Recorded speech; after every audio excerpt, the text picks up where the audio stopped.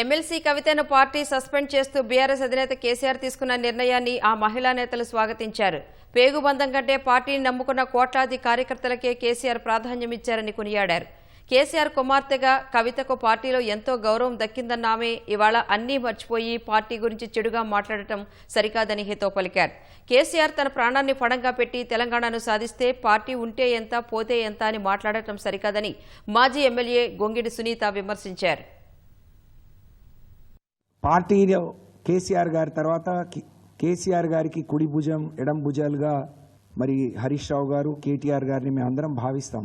కొన్ని రోజులు కేటీఆర్ గారిని ఉద్దేశించి కొన్ని మాటలు మాట్లాడారు. నిన్న కొత్తగా మళ్ళీ హరీష్ రావు గారి గురించి మొన్న అసెంబ్లీ జరిగిన తీరు చూసిన ప్రతి ఒక్కరు కాళేశ్వరం కమిషన్ కాళేశ్వరం మీద అవినీతి జరిగిందని ఆ అవినీతి జరిగిందని చెప్తూ దాన్ని ఎక్కడ నిరూపించుకోలేక 15 నెలలుగా వేసిన కమిషన్ కూడా ఒక స్పష్టంగా ఇక్కడ అవినీతి జరిగింది ఇక్కడ తప్పు జరిగింది అని చెప్పలేని పరిస్థితిలో హైకోర్టు ఏదైనా డైరెక్షన్ ఇస్తుందో ఎక్కడ ఆగిపోతుందో దీన్ని ఒక ఆయుధంగా చూపించాలని చెప్పి సిబిఐకి ఇచ్చింది కాంగ్రెస్ పార్టీ రేవంత్ రెడ్డి గారి సర్కారు.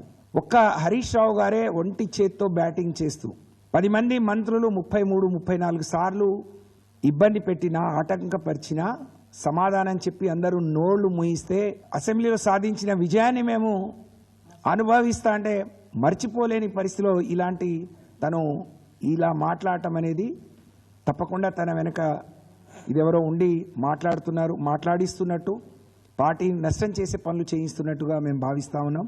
పార్టీ ఎంత ఉంటే ఎంత పోతే ఎంత అంటే కవిత గారు మీరు ఒకసారి జ్ఞాపకం చేసుకోండి. టీఆర్ఎస్ పార్టీ బీఆర్ఎస్ పార్టీ ఉంది కాబట్టి 2 సార్లు మీకు పార్లమెంటు నియోజకవర్గంలో 2 సార్లు బీఫామ్లు ఇచ్చే అవకాశం ఇచ్చింది పార్టీ. 2 సార్లు మీకు ఎమ్మెల్సీగా అవకాశం ఇచ్చింది పార్టీ. ఎట్లా మర్చిపోయినారు మీరు?